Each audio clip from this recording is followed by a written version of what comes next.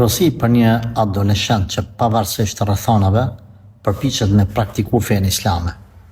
Gjëja e parë, para se ta motivoj ose ta përgëzoj për praktikimin e tij që e bën fesë, do ta këshilloja. Gjëja e parë, djalosh, është që të mos pavarësoheshin nga hoxhallarët. Të kesh kujdes se ti çdo vendim që e merr zakonisht në moshën tënde të adoleshentës, merret vendim me eufori e jo me mençuri, me urtësi dhe me dije. Kjo këshilla e parë që ta jep hoxha. Këshilla e dytë, pra mos u pavarëso nga hoxhallarët, mos i ofendo hoxhallarët. Respektoj ata. Mos e dëgjo askënd që s'është hoxh. Përfito, respektoje çdo kënd që s'është hoxh për mësimet e tua në kohën e adoleshencës, derisa t'i bën disa vjet. Kur të rritesh, i bën 25-30 vjet, fillon me i kuptu gjanat, atëherë, elhamdulillah, ka vend për tolerime.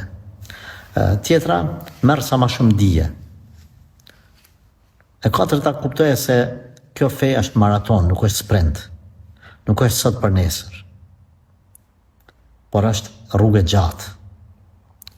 Tjetra këshill është që kujdes me familjen tënde. Mos u muno me shtin në islam edhe në praktik këtë familjen me njëherë. E kështu me konfrontu me babë me nënë. Baba të runë t'jep me hongër me pi, e ti s'punon kur gjava të mërën të i akuzu familjen tënde. Ose të bot të lovine për akraba. Për veti praktikoj den maksimum fen, por mos prit me njëherë të tjerët nga familja dhe rrethi më u bën si ti. Ka dal. Pastaj tjetra, të përgëzoj që Allahu xhaleshanu të ka zgjedhur ty me qenë prej praktikuesve të kësaj feje. Dije se çdo hap, edhe çdo mund që e bën në rrugt të Allahut në këtë zaman, padyshim se ka me të shkruar shumë sevap edhe me të ngrit gradat.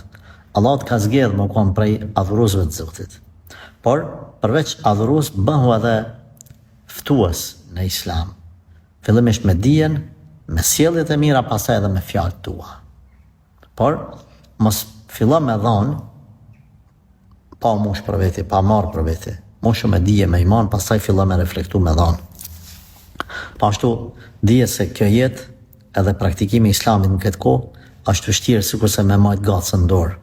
Por lum ata të cilët arrin me majt fen, me praktiku në këtë kohë të vështirë, kohën e epsheve, në kohën e knatësive dunja.